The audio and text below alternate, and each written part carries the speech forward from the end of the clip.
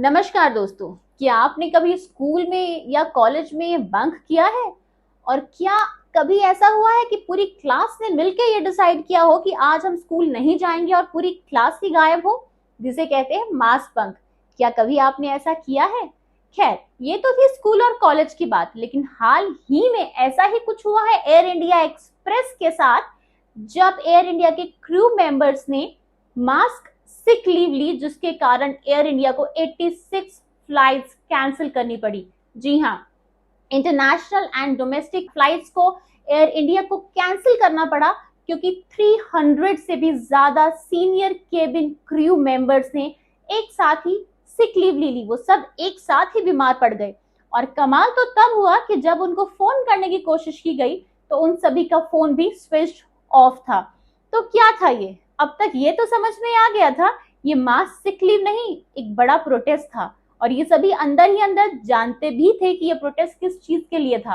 पर क्योंकि आप नहीं जानते हैं तो आइए हम बताएंगे आपको कि वो क्या कारण था।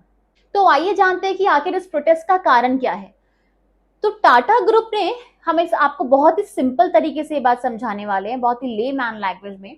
तो टाटा ग्रुप ने अपने एयरलाइन बिजनेस को एक्सपैंड करने के लिए air India express, AIX connect और विस्तारा को एयर इंडिया के साथ मर्ज किया।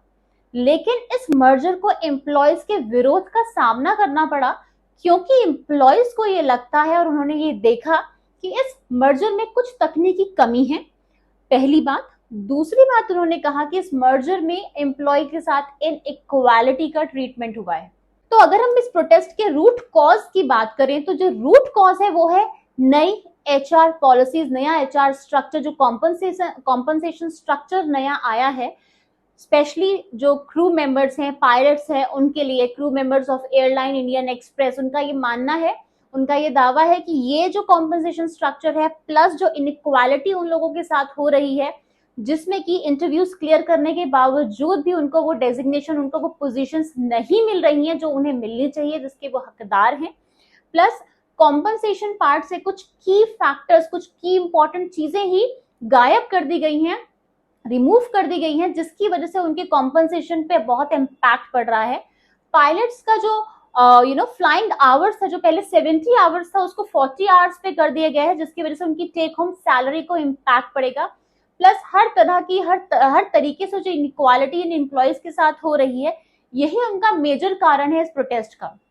अब इस प्रोटेस्ट के कारण आप ये सोचिए कि अगर एक एम्प्लॉय जिसके लिए वो सैलरी इतनी इंपॉर्टेंट है, जिसके लिए वो घर चला रहा है, जिसके लिए शायद बहुत सारे लोग आज अपनी बॉस की बातें भी सुनते होंगे, बहुत सारी चीजें भी इग्नोर करते होंगे, कई बार सुबह उठ के ऑफिस जाने का मन नहीं करता होगा, तबीयत भी खराब होती होगी, तब भी ऑफिस जाते होंगे, so that they earn that salary for their family members and they can save their job. अगर वो एम्प्लॉयज ऐसा कर रहे हैं तो क्या होगा? हम समझ सकते हैं कि क्या बीत रही होगी उन एम्प्लॉयज पर। लेकिन यहाँ एक और बात गौर करने की है कि क्या उन एम्प्लॉयज ने इस कंप्लेन को, इस बात को, अपने ग्रीवेंसेस को कभी मैनेजमेंट के सामने रखा? अगर नहीं तो क्यों नहीं रखा? पर यहाँ हम आपको बता देंगे कि जी हाँ, एक लेटर भेजा गया था टाटा ग्रुप के चेयरमैन चंद्रशेखर जी को, और उसमें ये सारे ग्रीवेंसेस को मेंशन किया गया था कि HRA जैसे इंपॉर्टेंट कॉम्पनसेशंस को हटा दिया गया है, कंपोनेंट्स को हटा दिया गया है। उसमें उन्होंने ये भी मेंशन किया था कि किस तरह की इनइक्वालिटीज का वो लोग सामना कर रहे हैं, और जिन्होंने उसमें ये डिमांड किया था कि सब चीजें मेरिट के बेसिस पे ही होनी चाहिए, और प्लीज सैलरीज को लेके, पोजीशंस को लेके, इस तरह की डिमांड्स उन्होंने करी थी कि सारी चीज इक्वल हो। यहाँ उन्होंने ये भी कहा उस लेटर में कि जो इंटरनल पोजीशंस फिल करनी है उसको एक्सटर्नल हायरिंग के थ्रू फिल क्यों किया जा रहा है, जबकि आपके पास इंटरनल क्वालिफाइड कैंडिडेट्स ऑलरेडी हैं। तो उन क्वालिफाइड इंटरनल कैंडिडेट्स को बाईपास करके एक्सटर्नल हायरिंग क्यों की जा रही हैं, ये भी उनका सवाल था। और अब जब वहां से वो जवाब आया तो उसने तो सबको बहुत ज़्यादा डिसअपॉइंट कर दिया, जिसमें कि मेंशन किया गया, उन्होंने कहा, जवाब में मैनेजमेंट ने कहा कि या तो आप मर्जर के बाद के मिलने वाला लमसम अमाउंट और जॉब को छोड़ दीजिए, नौकरी को छोड़ दीजिए, या फिर आप इन्हीं शर्तों पे नौकरी को ज्वाइन कीजिए। और इस जवाब के बाद सारे क्रू मेंबर्स और भी ज्यादा डिस्टर्ब हो गए और भी ज्यादा भड़क गए, और बात बहुत ज्यादा बढ़ गई, और हम कहें तो बात अब हाथों से निकल चुकी, क्योंकि उन्हें लगा कि कोई हमारी सुनने वाला नहीं है, तो ठीक है, हम प्रोटेस्ट ही करेंगे। तो आप ये बात यहाँ देखिए कि अगर वो प्रोटेस्ट कर रहे हैं तो वो अपनी नौकरी को ताक पर लगाकर ये प्रोटेस्ट कर रहे हैं। इसका मतलब वो सभी लोग अभी किस पोजीशन में होंगे, क्योंकि एक सैलरीड इंसान के लिए नौकरी क्या मायने रखती है ये मुझे आपको बताने की जरूरत बिल्कुल भी नहीं है। अब एयर इंडिया एक्सप्रेस के मैनेजमेंट उन सभी लोगों से बातचीत करने की कोशिश कर रहे हैं जो लोग प्रोटेस्ट कर रहे हैं।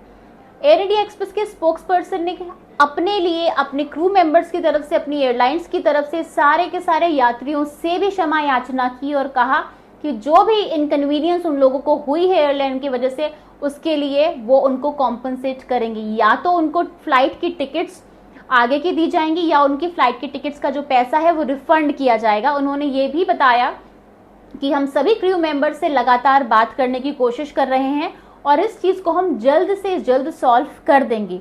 पर यहाँ हमें ये बात नहीं भूलनी चाहिए कि 2007 में भी ऐसा ही हुआ था। जी हाँ, 2007 में भी ऐसा ही हुआ था और वो भी एयरलाइंस के साथ ही हुआ था और वो चीजें अभी तक भी सॉल्व नहीं हुई है। तो क्या ये इशू इतनी जल्दी सॉल्व होगा या 2007 का इतिहास फिर से अपने आप को दोहराएगा और इस इशू को रिजॉल्व होने में फिर से सालों लग जाएंगे? यहाँ हमें नहीं भूलना चाहिए कि एक एम्प्लॉय को एम्प्लॉयर की जरूरत नहीं होती है, सिर्फ एक एम्प्लॉयर को भी एक एम्प्लॉय की जरूरत होती है। There is no company without a team. एक टीम के बिना एक कंपनी का कोई अस्तित्व नहीं है। तो इसलिए इस मैटर को, जिसको अभी तक एग्रेशन और ईगो के साथ हैंडल किया गया था, अब उसको उतनी ही एम्पैथी और समझदारी के साथ हैंडल करने की जरूरत है। उनकी बात सुनने और समझने की जरूरत है। और मुझे इस बात का पूरा विश्वास है कि कोई भी ऐसी बातचीत नहीं होती है जो कि प्यार से ना सुलझाई जाए। लेकिन हमें यहाँ ये भी समझना होगा कि उन इश्यूज को हम बहुत ही अच्छे से with empathy, with love, with care handle करें, so that both the airline and the employees are getting a mid way to get this problem resolve. Thank you so much. आज की वीडियो में इतना ही। जय श्री कृष्णा।